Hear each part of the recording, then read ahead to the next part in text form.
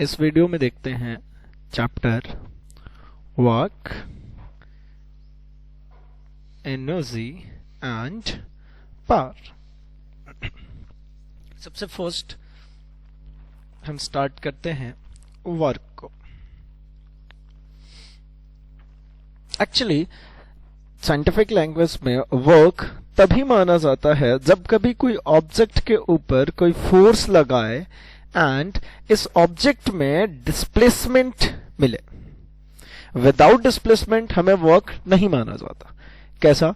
अगर कोई व्यक्ति सपोज ये ऐसा खड़ा है एंड कुछ भी ऐसा सर पे कुछ भी वेट लेकर के खड़ा हुआ है और ये यहीं कहीं बना हुआ है, दैट मीन्स व्हाट? अगर इसके ऊपर जो भी ऑब्जेक्ट रखेगा इसका कुछ ना कुछ वेट होगा और उस वेट को ये फोर्स लगा करके ऊपर की तरफ होल्ड करके रखेगा, क्योंकि इस पे ग्रेविटेशनल फोर्स नीचे की तरफ काम करेगी तो रिएक्शन ऊपर काम करेगा और उसी वेट को बैलेंस करने के लिए व्यक्ति उसके ऊपर लगा रहा होगा फोर्स। और ये जो फोर्स इसके ऊपर लगा रहा है, इसके बाद अगर ये डिस्प्लेस नहीं हुआ यानी अपनी जगह से चला नहीं, वहीं के वहीं खड़ा है सिर्फ और सिर्फ, तो डिस्प्लेसमेंट हो गई अगर जीरो, फोर्स यहां पे है, तो इसको साइंटिफिक लैंग्वेज में वर्क नहीं माना जाता। मतलब कोई व्यक्ति सामान उठा करके सिर्फ खड़ा है अपनी जगह पे तो उसको वर्क डन नहीं काउंट करते। हमारे वर्क के लिए कंडीशन है दो। एक कंडीशन ये है कि force applied, first thing is what? Force applied. And second necessary condition ये है object moves in the direction of force applied. इस बात का ध्यान रहे यहां पे।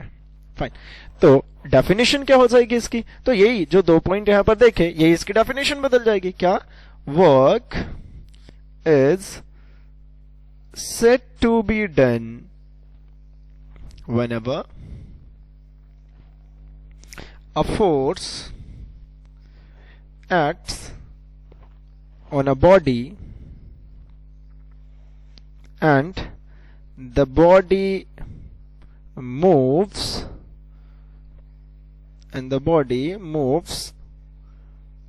through some distance in the direction of force applied, which means अगर इसका मेजरमेंट देखें, अगर मुझे इसको मेजर करना हुआ तो मैं इसको मेजर कैसे करूंगा? तो work is equal to force applied and distance moved in the direction of force, which means W is equals to Fs. Fine. Next, इसमें और देखते हैं।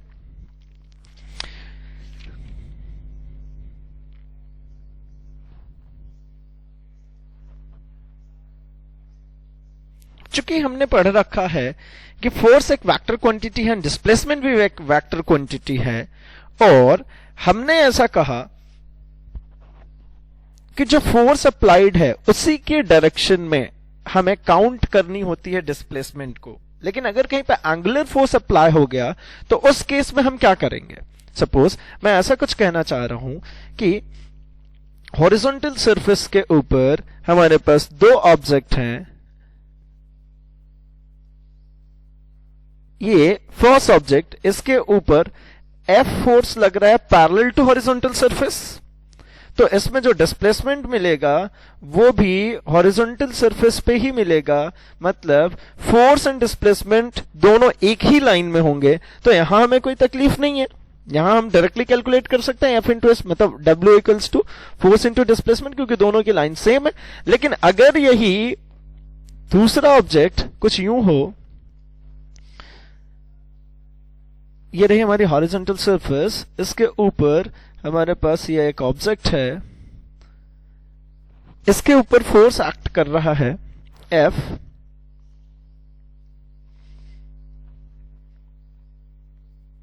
ये हमारे पास फोर्स एक्ट कर रहा है, लेकिन यहां पर आप देखेंगे तो ये हॉरिजॉन्टल सरफेस के साथ में एक एंगल फॉर्म कर रहा है, और वो एंगल सपोज हमने कंसीडर करा कि ये जो एंगल फॉर्म हो रहा है यहां पे ये थीटा एंगल है, तो मुझे डिस्प्लेसमेंट कौन सी लिखनी होती है? मुझे सिर्फ और सिर्फ डिस्प्लेसमेंट लिखनी होती है अप्लाइड फोर्स की डायरेक्शन वाली, मतलब हॉरिजॉन्टल पे जो फोर्स लग रहा होगा मुझे वही निकालनी है सिर्फ और सिर्फ।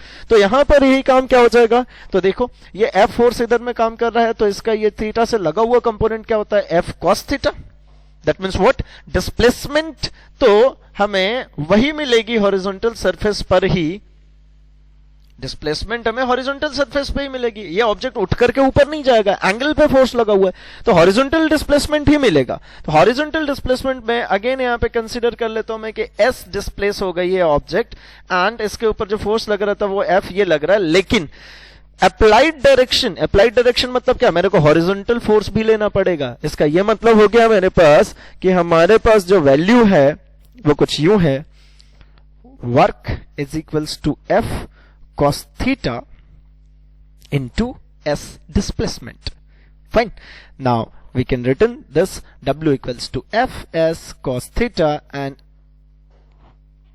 as we know, cos theta indicates the dot products of two vectors. That means the scalar product of two vectors. Here, force and displacement both are vector quantity, and the work done is scalar. Fine. Now बारी आती है कि इसकी unit की, तो इसकी unit joule. ये काफी पहले से पढ़ते हुए आ रहा है, इसमें कुछ नया चेंज तो हो नहीं जाएगा, यूनिट तो सेम का सेम ही बना रहेगा।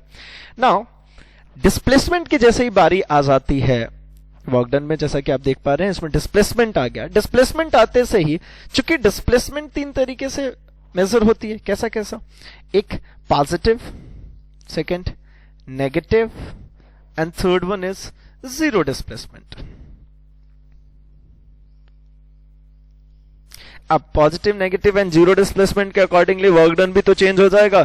तो अगर हमने जिस डायरेक्शन में फोर्स लगाया है उसी डायरेक्शन में डिस्प्लेसमेंट भी मिल रहा है, दैट मीन्स पॉजिटिव।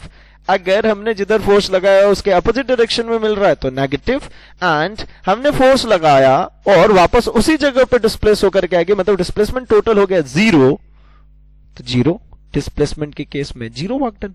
मतलब जहां पे डिस्प्लेसमेंट पॉजिटिव होगा उसको कहेंगे हम क्या? Positive work done. जहां पे नेगेटिव होगा उसको क्या कहेंगे? Negative work done. And zero displacement होगा वहां पे जीरो वर्क डन। इसमें एक बहुत ही अच्छा सा एग्जाम्पल है जीरो वर्क डन के लिए। अगर कोई व्यक्ति अपने सर पे कोई सामान उठाया, लेकर के गया, सपोज प्लेस ए से प्लेस बी तक वो लेकर के गया और वापस ले आकर के वहीं के वहीं सामान आपका रख दिया, तो हमारे लैंग्वेज में उसकी वर्क डन हो गई जीरो। सपोज कोई लेबर एक जगह से सामान उठाता है, दूसरी जगह ले गया और वापस ले आके आपके पास रख गया सामान, तो हो गया भैया वो कितना डिस्प्लेसमेंट? जीरो। तो इस केस में तो वर्क डन होगी उसकी जीरो। लेकिन अगर देखा जाए कायदे से, मतलब जनरल लाइफ में ऐसा नहीं हो सकता ना भाई, जनरल लाइफ में तो पैसे मांगेगा ही मांगेगा, बट हमारे अकॉर्डिंग, हमारे इस फॉर्म के अकॉर्डिंग डिस्प्लेसमेंट जीरो, मतलब वर्क डन जीरो। यहां पे आपको इतना तो समझ में आ गया होगा कि अगर मैं थोड़ा सा बना दे रहा हूं वेक्टर फॉर्म में, जिससे कि आपको समझ में आ जाए। पॉजिटिव वर्क डन का मतलब है बेटा ये देखिए, नेगेटिव वर्क डन का मतलब है ये, बना रहा हूं मैं। पॉजिटिव वर्क डन मतलब ये हमारा F एक्ट कर रहा है यहाँ पे थीटा एंगल फॉर्म करके, तो ये F cos थीटा, ये चूंकि फर्स्ट क्वाड्रेंट की ही बात है तो मतलब ये पॉजिटिव मिल जाएगा। लेकिन अगर ये ही ऐसा हो गया है ना, फोर्स इधर की डायरेक्शन में लग रहा है और जो डिस्प्लेसमेंट हो रहा है वो इधर की डायरेक्शन में, ये जो है ये हमारी डिस्प्लेसमेंट है, मतलब ये डिस्प्लेसमेंट इधर, फोर्स भी इधर, दोनों एक साथ ही है ना, मतलब एक्यूट एंगल बन रही है, तो इसके केस में ये पॉजिटिव ही होगा। लेकिन ये ऑब्ट्यूज अगर बनना शुरू हो गई, ये थीटा अगर आप देखें यहां से, तो ये थीटा 90 डिग्री से बड़ी है, यानी कॉस थीटा किधर चला गया है? इस तरह। तो इस केस में देखिए ना, एस इधर और एफ कॉस थीटा इधर, दोनों एक दूसरे के अपोजिट जा रहे हैं, तो इस केस में ये कैसा हो जाएगा, नेगेटिव वैल्यू के साथ आएगी, ये कैसा आ जाएगा, पॉजिटिव वैल्यू के साथ में। और जीरो डिस्प्लेसमेंट का तो आप समझ ही गए होंगे कि भाई ये पूरा सर्कल बना देता हूं मैं, ये यहां से डिस्प्लेसमेंट ये हो गई, इधर चलना शुरू किया था, और जो फोर्स लग रहा था वो ये हो गई, यहाँ पे सेंट्रीपिटल फोर्स लगती है अल्टीमेटली, तो ये कितना बन गया भाई, जीरो। क्लियर? चलिए आगे बढ़ते हैं। चलिए तो अब यूनिट्स की बात कर लेते हैं थोड़ा सा, है ना, किसके कन्वर्जन्स भी देख लेते हैं। अगर सीजीएस की बात करें और एसआई, तो सबसे फर्स्ट तो एसआई की बात कर लेते हैं, एमकेएस।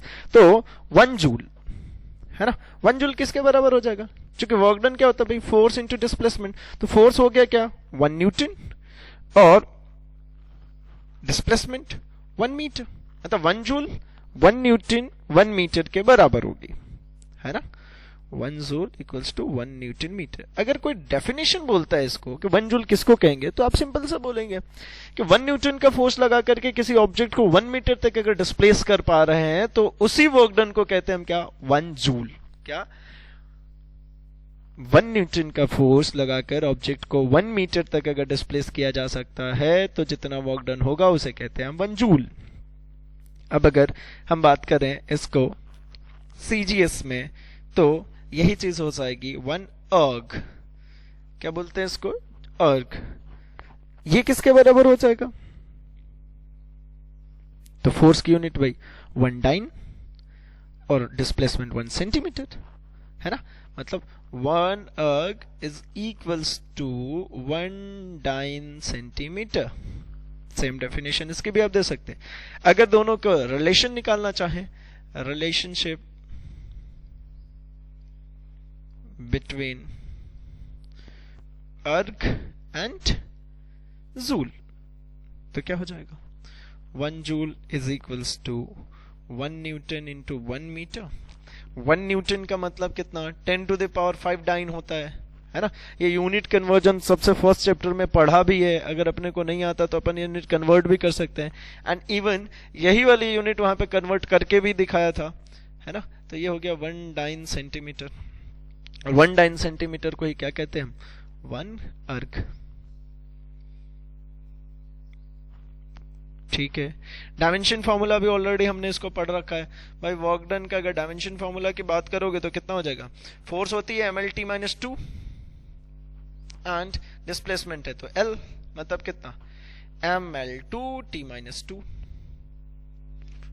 ठीक है, अच्छा एक छोटी सी चीज और यहीं पे मैं डिस्क्राइब कर दे रहा हूं।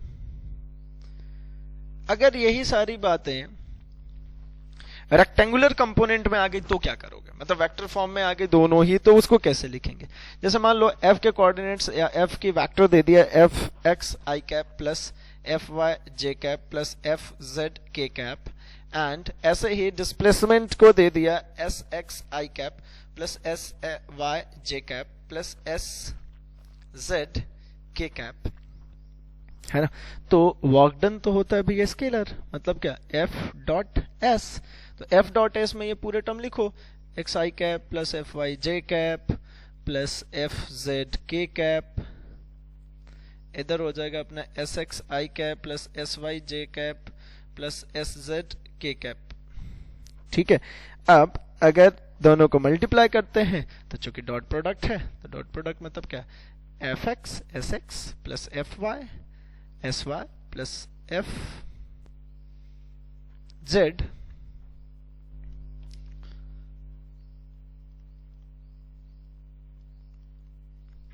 S Z. ठीक है, I cap 1, J cap 1 and K cap 1। Fine, बढ़ते हैं आगे अब। और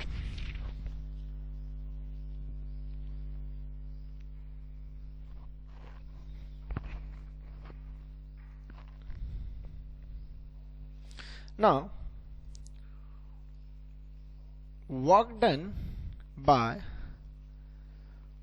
variable force, वेरिएबल फोर्स मतलब समझ ना, इंटीग्रल फॉर्म की अब बात करना चाह रहे हैं हम। एक्चुअली एक फॉर्म है, सिर्फ लिखना चाह रहे हैं, होना तो वही है। तो देखना, वर्क डन